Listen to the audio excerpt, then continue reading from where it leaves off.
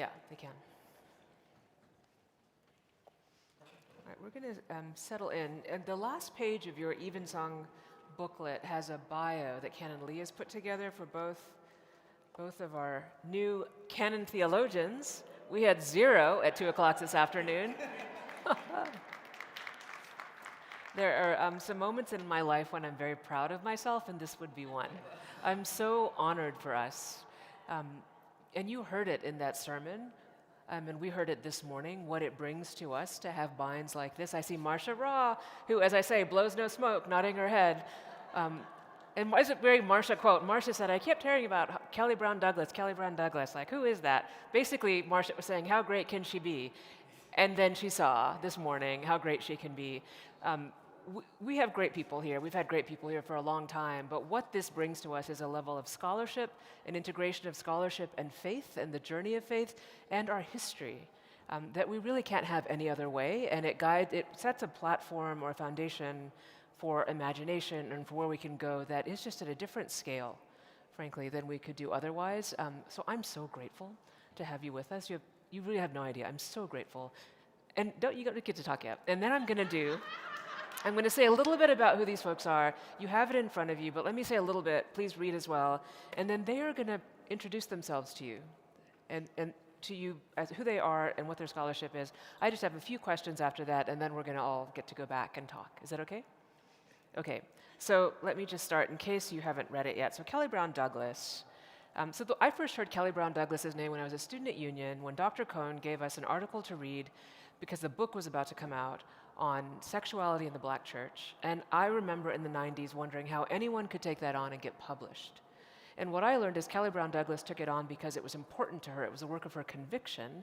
And like every part of her career, from where she first taught after getting her PhD, was about her deepest commitments to her faith and to the church, to the challenge of the church. My experience of Kelly is that she has never compromised that conviction. And because of the excellence of her scholarship and the seriousness of her faith, finds herself at the I don't know what we call it, the top of the theological world is, but really, is the leading scholar in her area. I mean, by far. But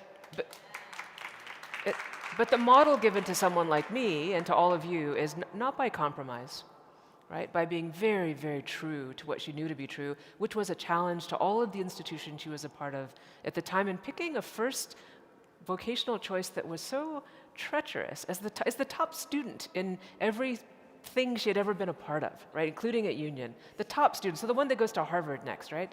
Picking something that was about her commitments to serving poor Black people. The Dr. Cohn was so worried that she wasn't going to be okay that he made sure, he checked in to make sure you were going to be okay. Because would it be okay for anyone to go because there wasn't support there, right? So this is who Dr. Douglas is. One of the many things that she and Gary Dorian have in common is they're both Grawemeyer Award winners, which means that you've written the most important religious studies book of the year. That's just basically what it means. And usually is also a tribute to kind of a career of writing, but written the most significant book of the year. So Dr. Douglas is a graduate of Union Theological Seminary. There's some Union people here. A president of the Episcopal Divinity School and dean of the Episcopal Divinity School at Union, a brilliant scholar in race and the reality of contemporary American life. Beautiful preacher, an Episcopal priest. Gary Dorian is a student of William Temple, we just learned. And the great Anglican democratic socialist movements in England and in the US, so is a person of our time. It is not his only area of scholarship, but makes him a person for this time in the history of those movements. He has also written on the Black social gospel, which I have a lot more reading to do about. I'm aware of the white social gospel and that movement here in this city, not as well in the larger movements.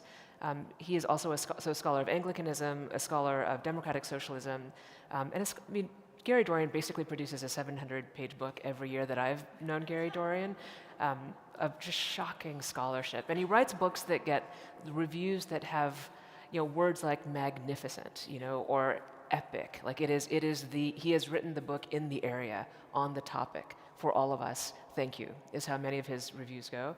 And so one of the reasons I wanted Gary Dwyer to be a part of this for us is because of the political moment in the city and in this nation when democratic socialism is being talked about. And we're not saying Christian democratic socialism, because I don't think that's what's being proposed, though it does come out of that tradition. But white Christian nationalism is the other proposition in front of us. And so to have this history as well as ethics and theology in front of us in this year will be quite powerful. So these are the two heroes you have in front of you, and they get to introduce themselves to you. Who wants to go first? Yeah, I was informed walking in here that I'm going first.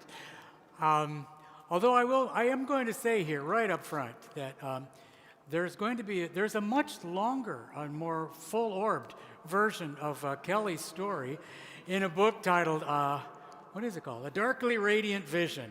Yep. The Black Social Gospel in the Shadow of MLK. Yep. Kelly is featured in what is, for me, Volume 3 on the Black Social Gospel.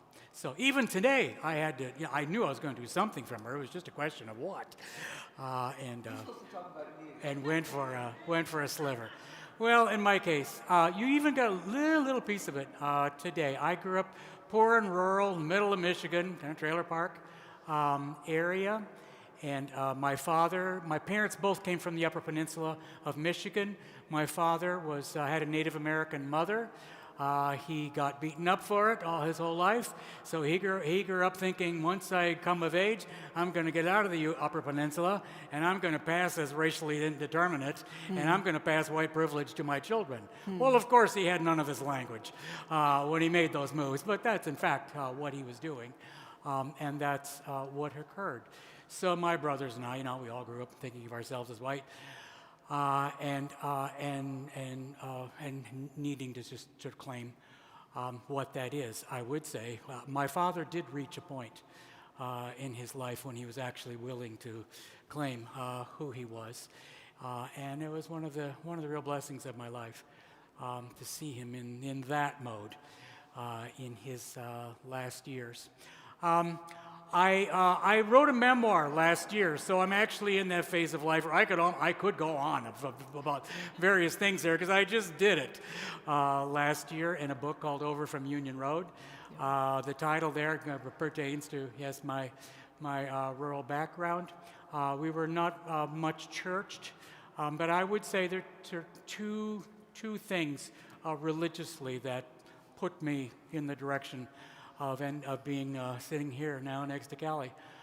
And the first thing was just the impact of the crucifix on me in Roman Catholic churches, because I was raised rather nominally Catholic, but then I am drawn to the sacred mystery that's in sanctuaries, and I can't be dragged past a Catholic church. And my parents thought, how did we get this strange child who is like this?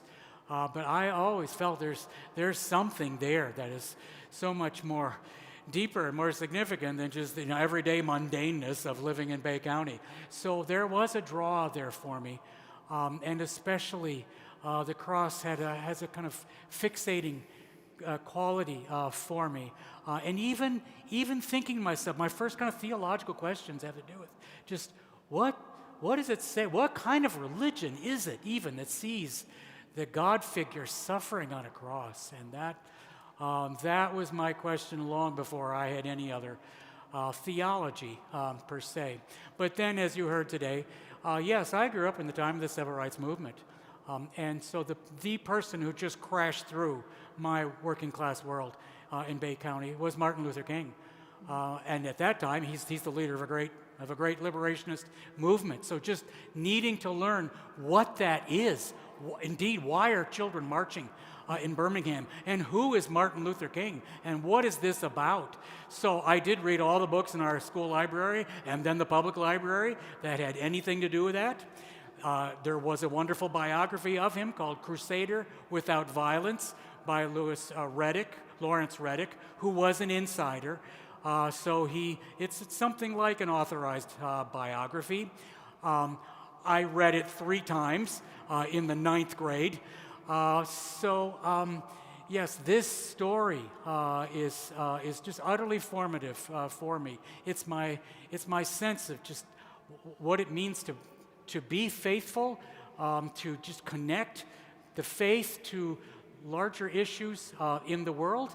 And then later, when I'm still in high school, I should say, I also read Dr. King's own book, Stride Toward Freedom, which had a chapter about all these theologians and philosophers that he studied in seminary. And so for me, for years, these are names in my head that never came up in the 9th grade or in high school, but I just can't wait to get to a point in life when I'm going to be able to read these people that Dr. King is writing about in that chapter. So yes, that explains a lot about me, although I only got through any of all this because I was a jock. And sports saved me in school. But then Dr. King was cut down while I'm still in high school. And now he's no longer just the leader of a great liberationist movement. He's something like a Jesus figure who died for us. And now these two cross stories kind of fold together in my mind and feeling. And everything else really is just continuation of that. I mean, I went to college and read a bunch of philosophers and theologians, and so became this autodidactic type who's destined to write books. And I went to 3 seminaries. And as you heard, Union was one of them. I was not going to be an academic, so I was a solidarity organizer for 11 years. And for half that time, I was a pastor in an Episcopal church. So I'm doing ministry and organizing at the same time and writing books on the side. And that was exactly what I felt called to do and so did for a number of years. It's only because I've got loved ones in my life who are just haranguing me to say, you have some other calling that you are not facing up to, that I finally became an academic at the age of 35. But all of that was just a kind of continuation of things that happened to me early on that came through in that sermon and are the key to my being here. Thank you, friends. Thank you.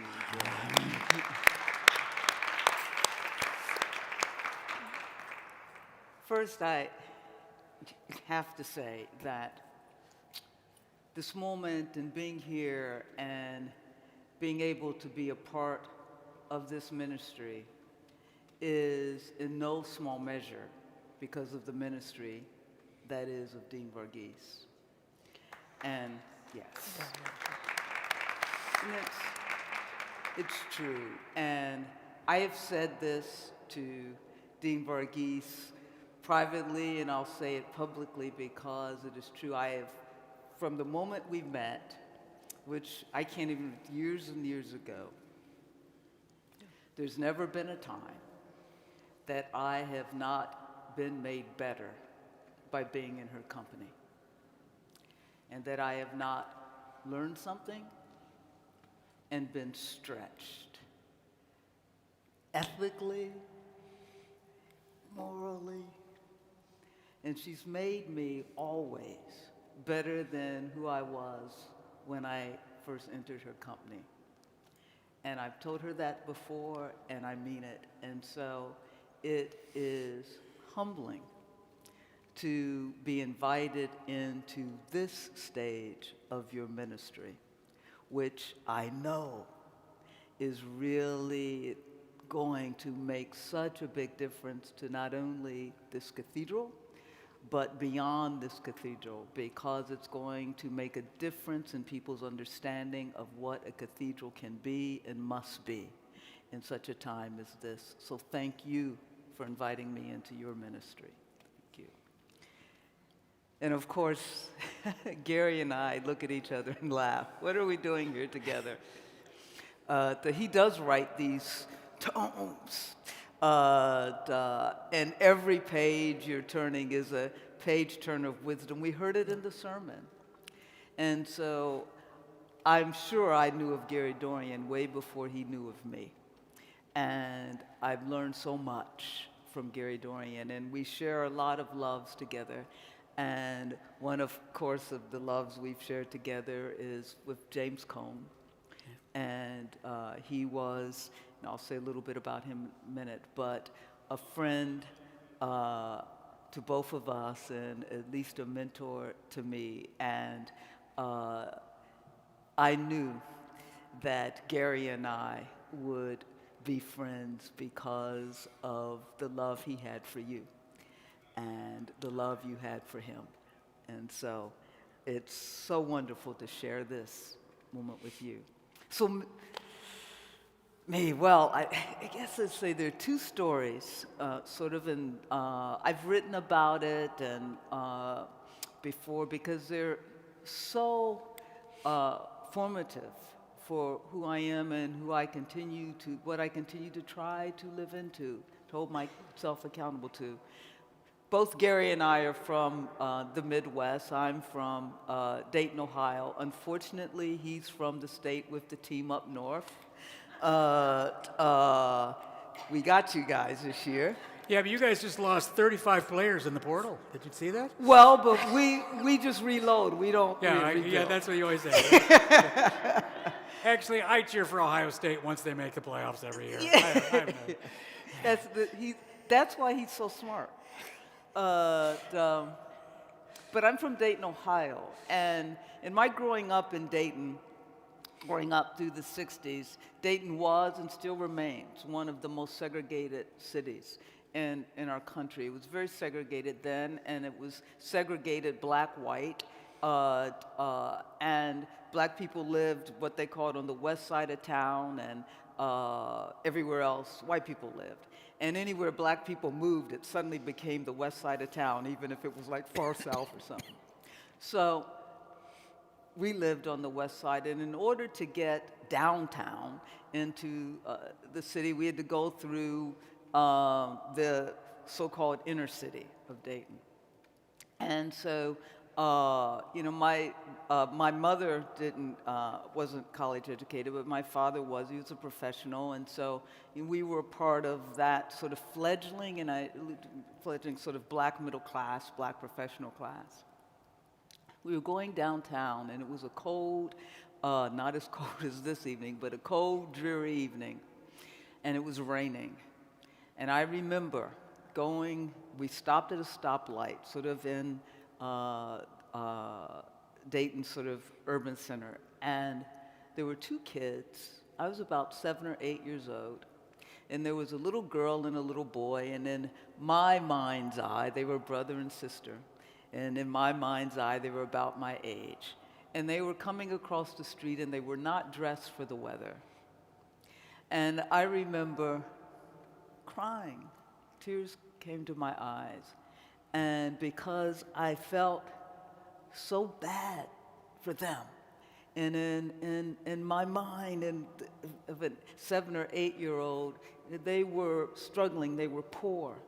And I made a silent vow to myself that night, sitting in the back seat of the car, that I was going to one day come back and get those children. In my mind, then, I was going to grow up, they were going to stay little, and I could come back and get them. And I had various thoughts. My first thought was I was going to be a teacher, and I was going to come back and get them. Now, bracket that story, and I'll go quickly to the other. I loved church. I was born and raised Episcopalian, and we went to the only black Episcopal church in Dayton, Ohio, St. Margaret's Episcopal Church, and I grew up under the rector, Father M. Bartlett Cochran. I loved him, and I would go to church every Sunday, and even when my parents weren't planning to go, I'd wake them up to take me, much to the dismay of my siblings. And if they didn't come to church that Sunday, I'd hitch a ride home with a neighbor, and I would stay for both services, and I'm Episcopalian, so I still got home for football. But I'd go to the 8 o'clock, then we had Sunday school, and I'd go to, I think it was the 10 o'clock or 10:30. Loved church. And what captured my imagination the most was the story of Jesus being born in a manger. I could not imagine how anybody would let a little baby be born in the barn in a manger. And somehow I connected Jesus' manger birth, even as a child, with those kids that I saw coming across the street. I didn't know, I had never heard of the word theology and all of that. I didn't know what all of that meant. But that Jesus' birth and those kids connected for me. And so, to bring a long story short, I've always tried to hold myself accountable to those children. And in all that I do, that's what I try to do, is to hold myself accountable to them. And I know in doing that, it is holding ourselves and holding myself accountable to the Jesus that was born in a manger. So that's where I am. So, why did you go to seminary? You were a psychology major. Yes. Were there women priests in your part of the church? Women had just begun to be ordained. And that was in 77, right? And so they had just begun. But the way I got to seminary was not even knowing really what seminary was.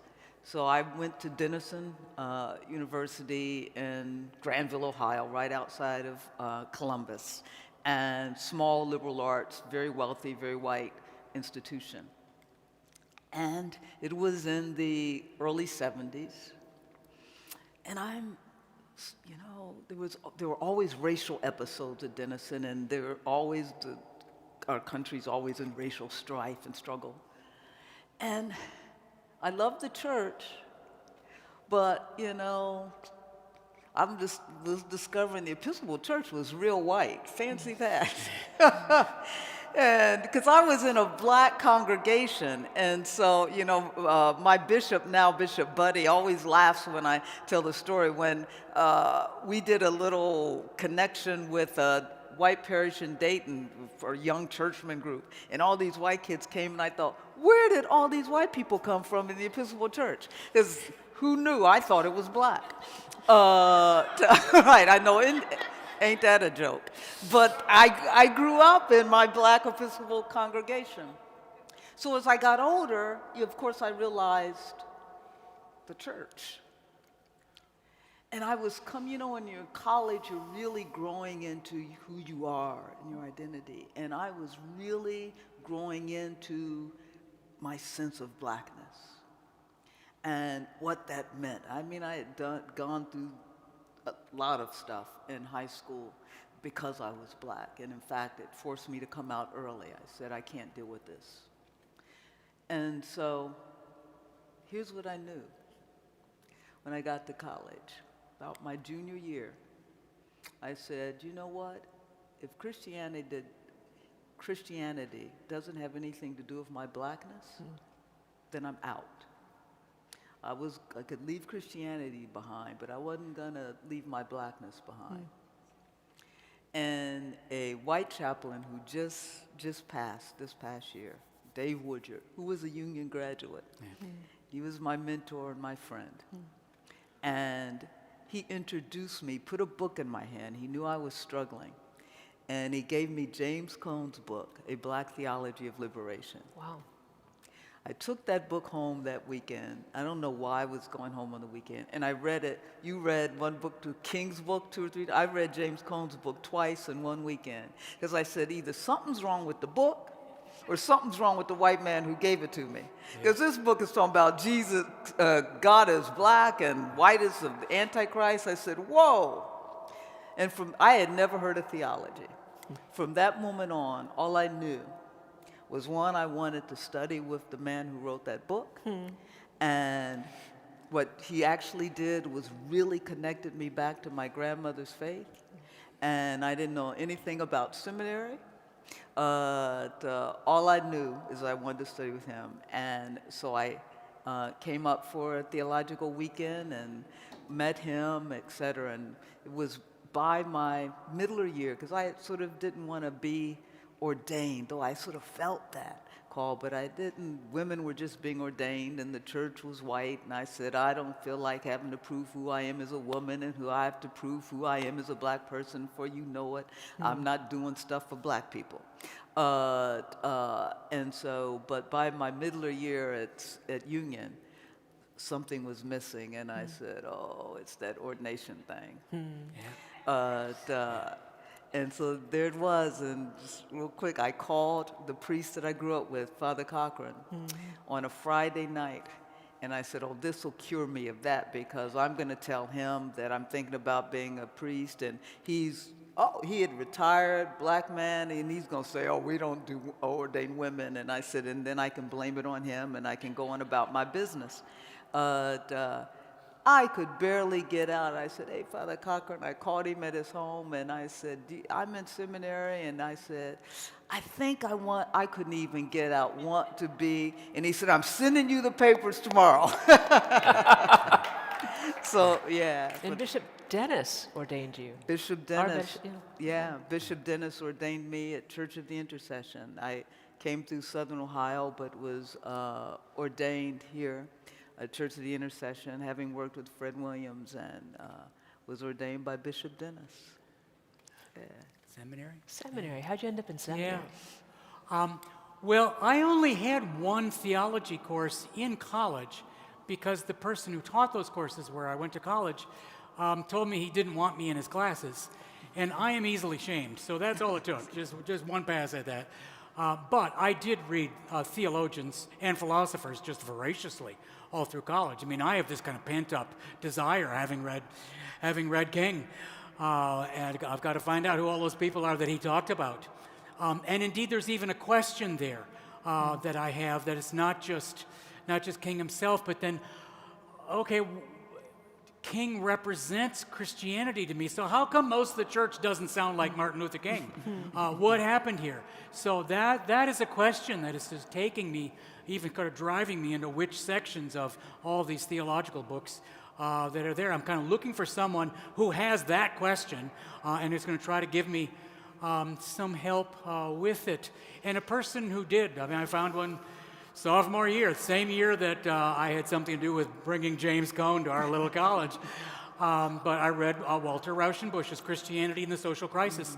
And Rauschenbusch did have chapters that spoke to that very issue. Yep. He has this brilliant vision of a kind of a liberationist Christianity that is just enthralling to me, both theologically and social ethically.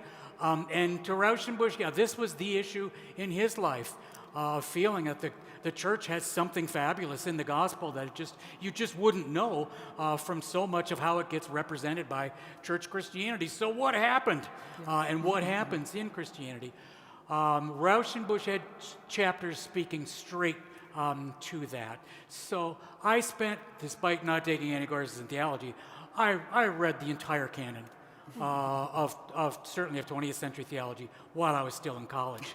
Of course you did. Barth and Tillich. I mean, some of these books I read, including the books on Kant and Hegel that I later read, it's the same copies I had in college with all my underlining, with question marks and Dorian says over here. Dorian, I know nothing, yet somehow I have a view, and I'm writing them in the margins of these books. So, of course, having been this very assiduous, kind of voracious autodidact all through college, dealing with theological and philosophical questions, I just can't wait to get to divinity school, where people, have spent their whole careers reading these same things, and maybe I'll even meet some classmates who have some of these questions. And it was. I went to Harvard Divinity School at first. And it was. I loved the experience I had there and the friends that I had. I made the best friends that I had ever made in my life up till then at Harvard. But I lost a brother who killed himself, and it ripped my family apart. And once we had gone through all that, I couldn't go back to my friends. I mean, I needed to be alone and just deal with this in my own way and be near people who don't know about it, so I don't have to explain anything. And so the very fact that I had these dear friends at Harvard meant that I can't go back there. Which is when I called Union Theological Seminary on the phone, and blessed Robert Handy, a great church historian, told me, "You just come. You don't bother with transcripts or any such thing. We'll work all that out. Just come. We have a place for you." So that's the front end of that story I told tonight about walking in out there with William Temple under my arm. I wonder how many of us did that. So I used to take a stack of reading from Union and sit in the back in those benches that you're not supposed to sit in, which I think had that same sign when I was a student, and just read all day so that I wouldn't fall asleep in the library. But I think it's because I wanted to be in this place.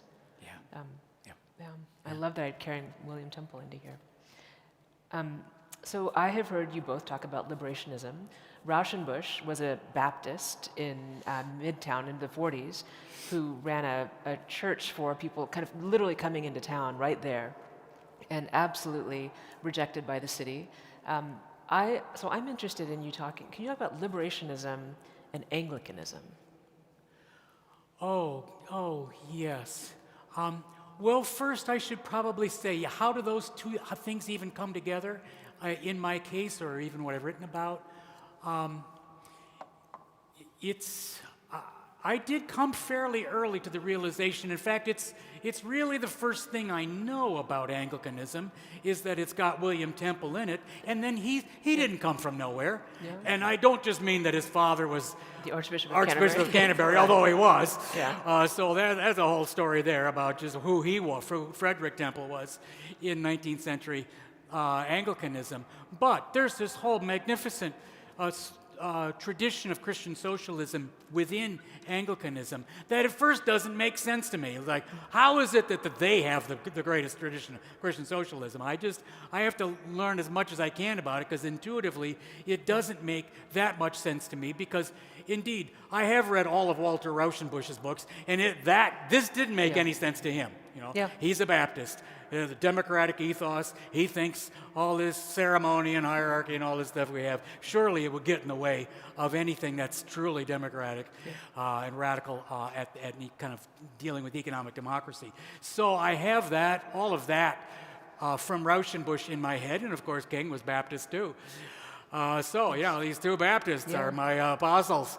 And yet it's studying that Christian socialist tradition that indeed is a fabulous tradition. I mean, it's got all kinds of issues in it, but that was something of a lure. I have to find out as much as I can about that. And in fact, 3 of my first 5 books were all about the kind of Christian socialist backstory to liberation theology, because I am somewhat resisting this idea that even liberation theology came out of nowhere. Certainly to Jim, when he was in his crisis moment in '69, he hasn't even read a lot of this stuff, that's in our heads. He just knows what happened to him and what he had lived in, coming from where he did. So he wrote out of that against what it is that he's holding off. But meanwhile, I'm way more like my friend Gay Rod Wilmore says, no, come on, there are always backstories, and we need to dig into them. That's what we need in order for wherever we are to have something deeper in it. We have a beloved friend up here, Cornel West, who says virtually every day to some group that wherever he's speaking to that day, all that we have are traditions and exemplars of traditions. And Cornell, over the course of his career, more and more he teaches that way. That's just that sort of predisposition that we need exemplars to just be able to hold up against so much of what's in the world, and to be rooted in traditions of people who have seen it before us, that we didn't come from nowhere. And we owe debts to people who came before, and we also can learn from them. That's our own, not just intellectual depth, but also spiritual. So I had that sort of predisposition. I'm always sort of looking for it. And indeed, virtually any group that I'm in, I mean, I ended up writing all these books about liberal Protestantism, and I wasn't raised in it. What do I know about it? Well, I needed to find out, just to even find out, where'd Paul Tillich come from and the like. So that's where all of that came about. And it was discovering the surprising resonance of my own Catholic soul with the Anglican tradition that helped me, once I had sort of walked through the door here, say, yeah, I maybe could make a home there. Tell us, just to, what are the kind of markers of Christian socialism? Well, I think it's really the same answer that now Mayor Mamdani gave when he had that lightning interview with, I'm blanking on his name, Harris, what's his name? The guy, Harry Berman? Harry, what's the show we watched, where he gave them that lightning interview, and it gave him the question just like this: What does democratic socialism mean to you? He says, it means the freedom and dignity of every human being. Yeah, that's what he did. It's like it's from the Exactly. baptismal covenant. Yeah. The dignity of every human being. Well, so I would, if you can tell me I'm wrong, I could be wrong. If I had to define liberalism differently than liberationism, I would say liberationism takes material reality very seriously. So poverty, the impact of discrimination, takes the experience in your body very seriously. Whereas liberalism can be a little bit more abstract about how God acts.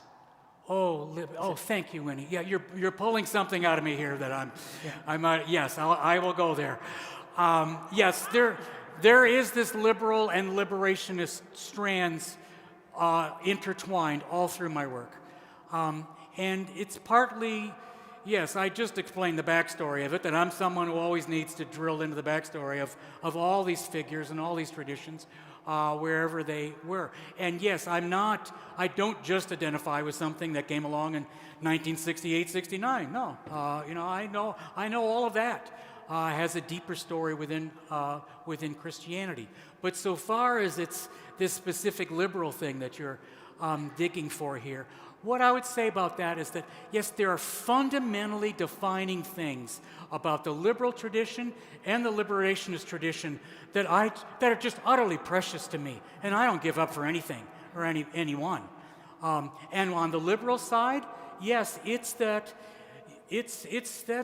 liberal tradition. In our tradition, we're the ones that came to earliest. I mean, the Anglicans have liberals before anybody else does. That's that latitudinarian tradition in the early 17th century, just already saying, even if we have an infallible text, there's no such thing as an infallible interpretation of it. So there's got to be interpretive latitude for a variety of positions within the church, which in fact we already have, because, my goodness, this is a denomination that's already got what's later called Anglo-Catholicism, what's later called Evangelical Protestantism on the other side. We've got to somehow find a way of just even mediating, holding together what theological pluralism we have in this communion that hasn't really even named itself yet, but is living into it. So, yeah, the liberals, that stream in Anglicanism, which does later take you to Samuel Taylor Coleridge and the broad church tradition and all that, what they always have there at the very core is the claim that, yes, that our intellectual freedom is part of that sacred human dignity that is just not to be violated. And so therefore, liberalism per se is not anything else. I mean, then it's just historical, what it is you're talking about, what it becomes, what it turns into. And in theology, yes, so many folks who got a little bit of theology training, when they hear liberalism, they just think Harnack, right? Or maybe Kant. Well, that's just the liberalism of a moment in a certain place, and not one of the better ones, too, especially in Harnack's case, because that's just, that becomes reconciled with German nationalism, which then is what caused this enormous crash. But in terms of holding fast to sacred human dignity and indeed its right to intellectual freedom, such that, yeah, we can develop theology. We are not compelled to some kind of authoritarian theology such that some external authority establishes or compels what we have to believe about some particular thing that now puts us into a hopeless conflict with Darwinism or Isaac Newton's world or Einstein's world or whatever it is that comes along that could make theology just seem like something that only belongs to the past. No, it's the liberals who developed all the tools of historical criticism and the like that we all use.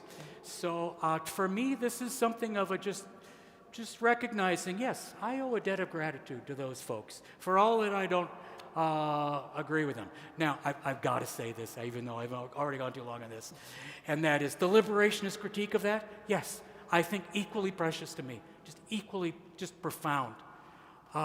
That too much of theology has been it's the discourse of an intellectual elite, because they're the ones who've got problems. They're worried about Darwin and how do we reconcile theology to science. So indeed, they're the ones who come up with the theories. So then theology just becomes this sort of elite enterprise. And the profound critique that comes from liberation theology is people like James Cone and Gustavo Gutierrez and Rosemary Ruther saying, no, that it's the places of oppression and dispossession. It's hurting vulnerable people who also have faith and live out the faith. They have theology too, and the church is way, way, way overdue to see theology from that side of the world, to see it from the perspective of people who are oppressed and dispossessed. That absolutely true. And so, yes, I always have this intertwining thing going on in all these books. Well, and so, Dr. Douglas, Anglican theology around the communion is one of the places I think we see this manifest, right? That liberationism and liberal kind of playing out around our communion. And you've been engaging in these conversations around the communion. And I mean, if we go back to your to your book on sexuality in the Black Church, that's the topic all over our communion. And different approaches, different theological approaches are actually what is trapping us around our communion as well. Right. Oh, yeah. With the issue of sexuality. Yeah. One thing that says, for me, sort of connecting even back to Gary, it's like that liberal tradition. It's gave us the permission to think, right? And that we just didn't have to accept that, as if we turn off our intellect and accept that this is what the Bible says, and you have to take it as if we take anything without interpretation, right? And that you cannot ask as my sister likes to say, the second question of why. And so the liberal tradition gives us the permission to think even about and to question even the things we think we know about God. And it gives us the permission to look at the Bible and say, it's a book of people talking about God. And so that we can keep going and thinking. And that opens up, it seems to me,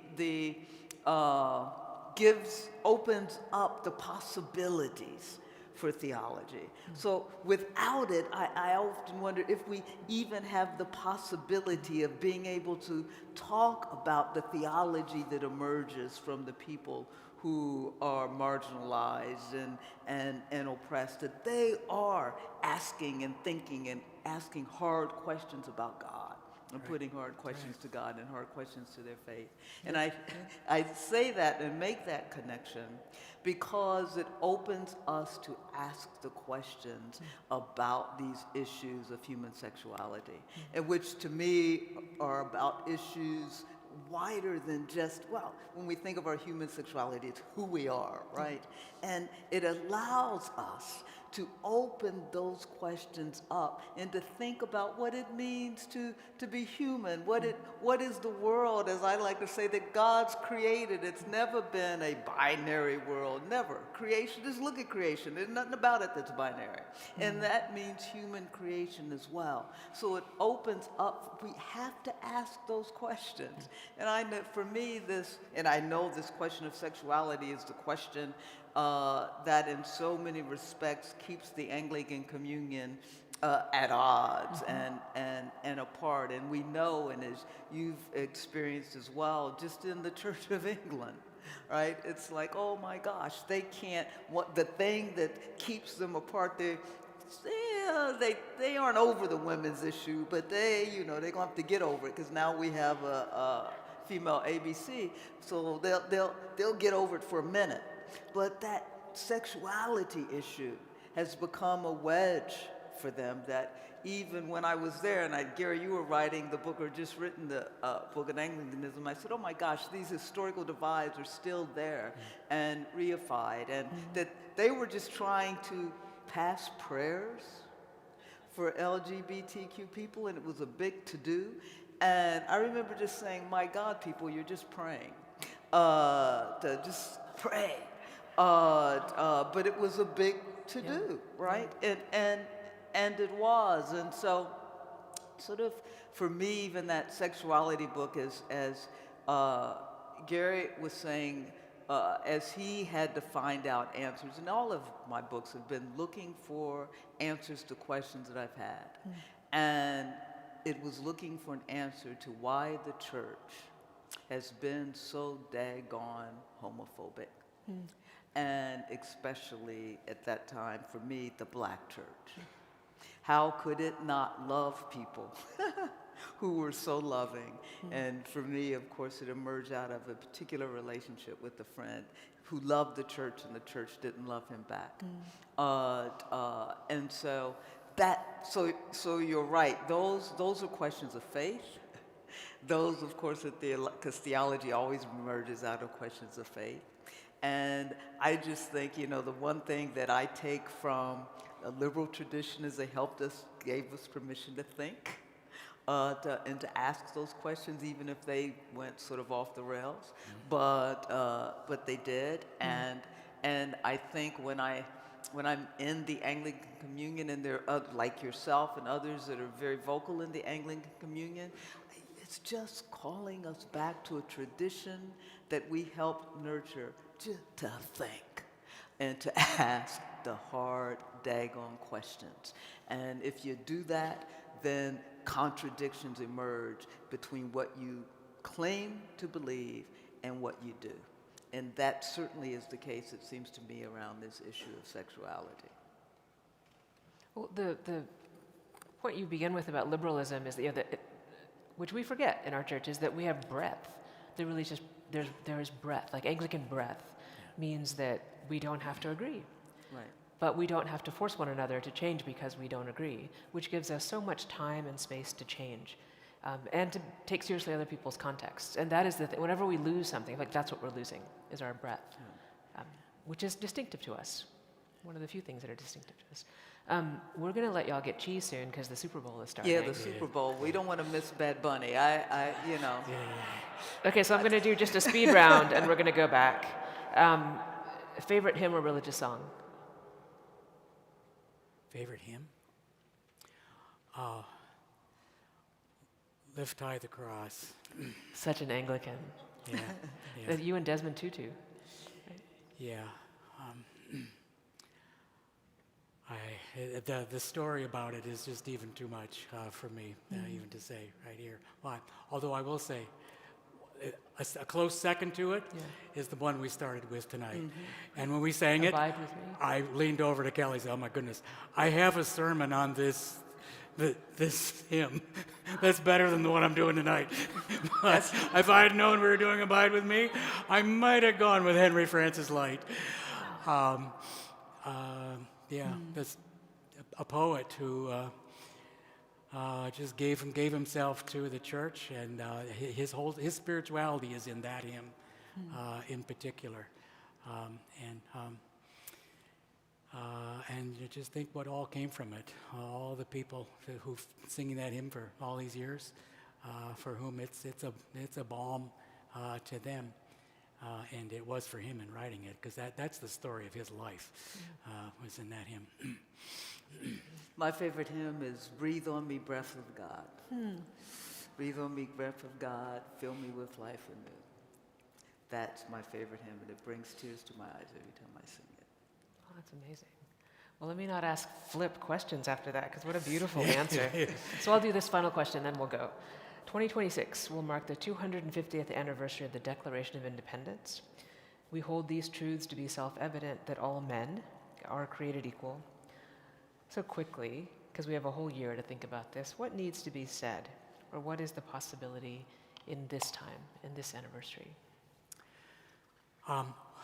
I do have an argument about this because I believe that the American Revolution, the real thing, is actually not in play until we have those Reconstruction Amendments of the 1860s. That's the actual American Revolution trying to happen, and it can only you can even only get that the Constitution amended with those 13th, 14th, and 15th Amendments in a very narrow window of time, and then it's gone, and then you're dealing with the aftermath, and now it's just survival work in an era of lynching and stripping away the 14th and 15th Amendment rights that had just been sacrificed with blood in order to attain.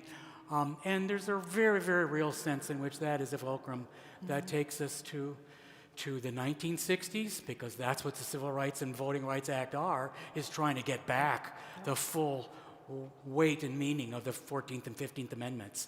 And again, another cycle of backlash and of just heartache in just the work of trying to make this country live up to the promises that are there, at least implicitly, from the beginning. And yet, look what we keep having to go through.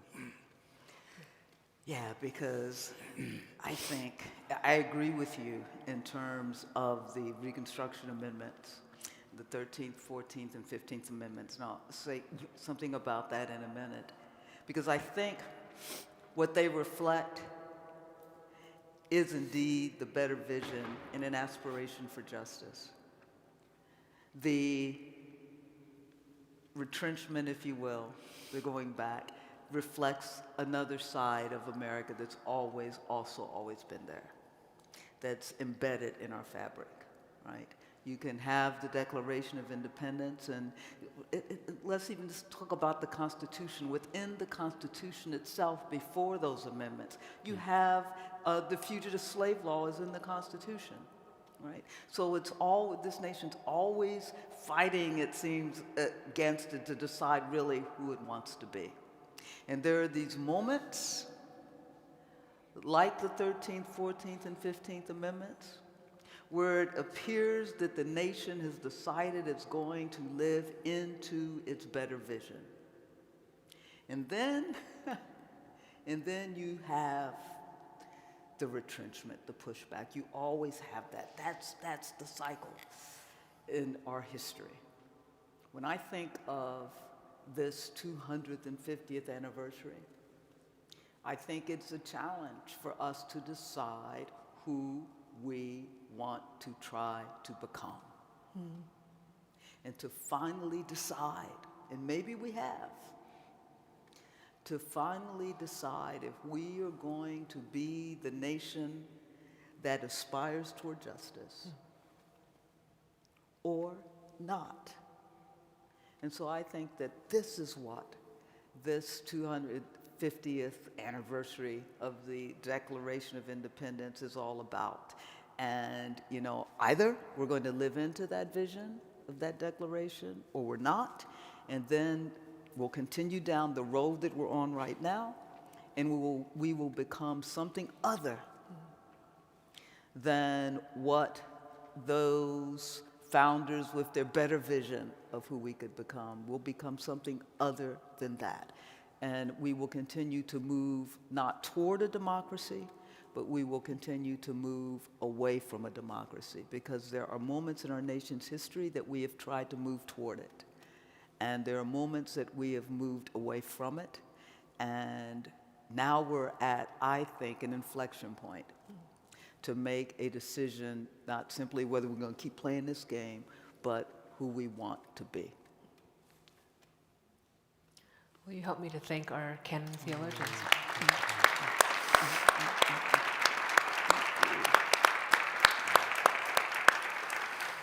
If you'll come around, if you come this way or around, there's a reception right back there, and we'll all be right there.